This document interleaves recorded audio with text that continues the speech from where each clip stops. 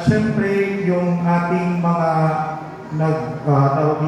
nagbigay ng suporta para maipagdiwang natin ng masaya at makabuluhan ang ating kapistahan. Unang-una na dyan, ang ating Vicar General, si Father Orly Cantillon, ang Rector at Parish Priest ng Basilica and Archdiocesan Shrine Parish of St. Anne. Father Orly, thank you po. At bilang dahil ang Western Bigutan, ang parokya, ang ina ng mga Dukha Parish, St. Andrew Pasay Parish, si Father Julius de Gracia. Ayan. So, pasalamatan din po natin Honorable Lani Cayetano kasama ang kanyang konsero. Siyempre kanina po nakasama natin si Congresswoman Cami Zamora.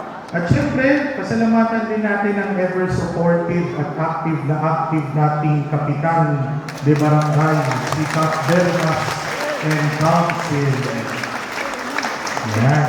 Pasalamatan din natin ang lahat ng kawani ng gobyerno, lokal na pamahalaan dito sa Western Bigutan sa paggabay sa atin, sa pagmamarshal, no? Lalo na sa ating mga tanod at mga enforcers. Maraming salamat po at hindi nyo kami iniwan sa kalsada. Salamat din!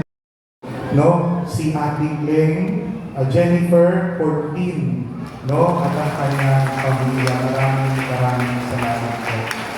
So, ang isang tao. Nasusundan niyo po ako doon.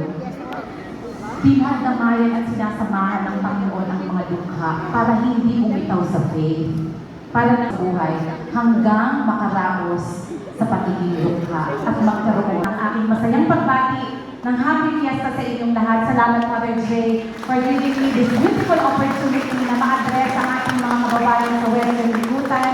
Isa niyo po kami palagi ni Senator Alan Peter Cayetano sa panalangin. Again, Happy Fiesta and may God bless us all. thank you po. At ngayon,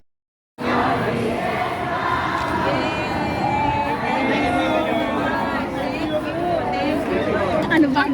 Okay, nakabilis tayo.